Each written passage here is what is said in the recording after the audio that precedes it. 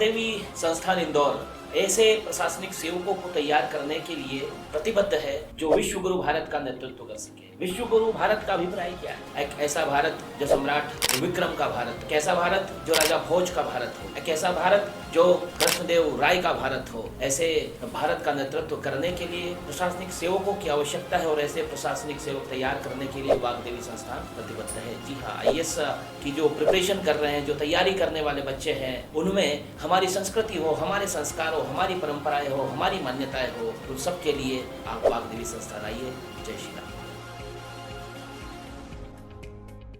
भारत मध्य प्रदेश के राज्यपाल रविवार को रतलाम जिले के ग्राम लालाखेड़ा में विकसित भारत संकल्प यात्रा में सम्मिलित हुए।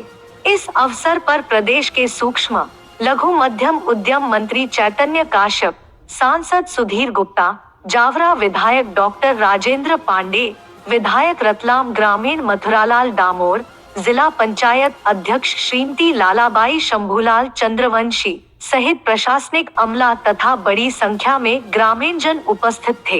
इस अवसर पर राज्यपाल द्वारा शासन की योजनाओं के हितग्राहियों को लाभ वितरित भी किए गए।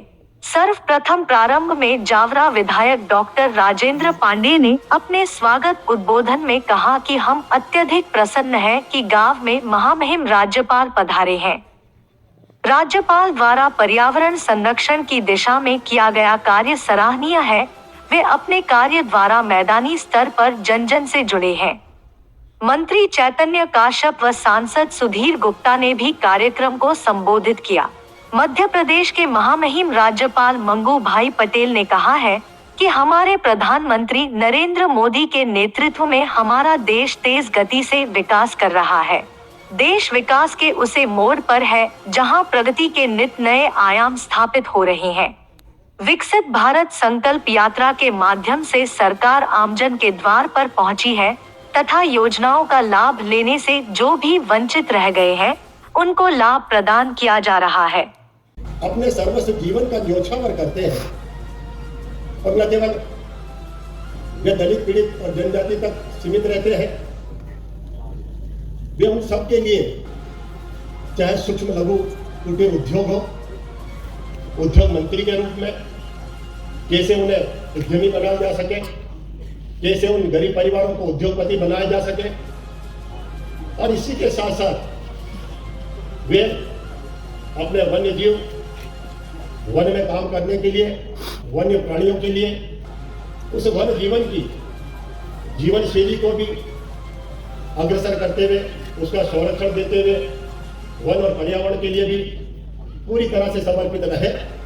यहाँ सब बोल गए ना, मोदी का आभार, मोदी का जय हिंद। ऐसे गरीब लोगों की दुआ जो मिलती है, मैं समझता हूँ मोदी जी के जीवन में बहुत आगे बढ़ने की, ऐसे गरीबों की दुआ जो है वो काम आते हैं। और सारी दुनिया में जहाँ जाते हैं, और आप सर्वे भी देखो, हर बार मोदी आगे आगे रहते हैं। क्यों?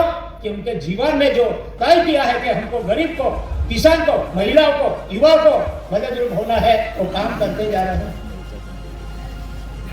हम सब इतने जिंदगी जिए, कैसे कभी ऐसी विकसित यात्रा हमने देखी थी? आपने बताया ना, मंत्री जी ने, पहले हमको कोई भी योजना का लाभ लेना था तो कई बार तो अर्जी करना पड़ता था, कहाँ जाना, यहाँ जाना, वहां जाना, कहाँ जाना मालूम नहीं था। अर्जी भेज आओ, मालूम नहीं पड़ता, 3-4 महीने के बाद मालूम पड़ता है कि तुम्हारी अर्जी रिजेक्ट हुई है, क्या तुमको मिलेगा।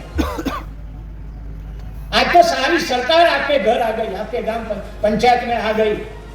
एक ऐसा जमाना मोदी जी ने लाया।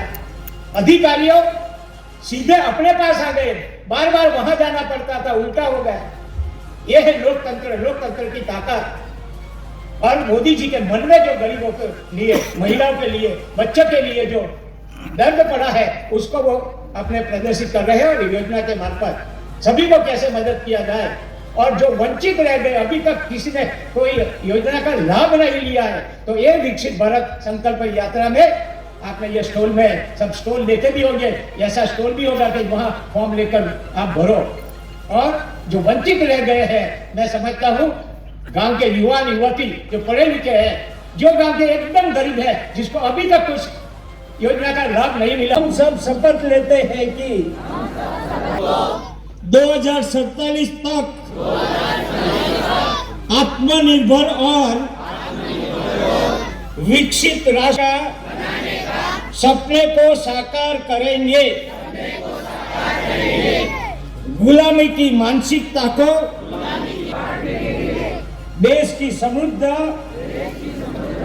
विरासत पर गर्व करेंगे। भारत की एकता को सुदृढ़ और देश की रक्षा करने वालों का सम्मान करेंगे। नागरिक होने का कर्तव्य निभाएंगे।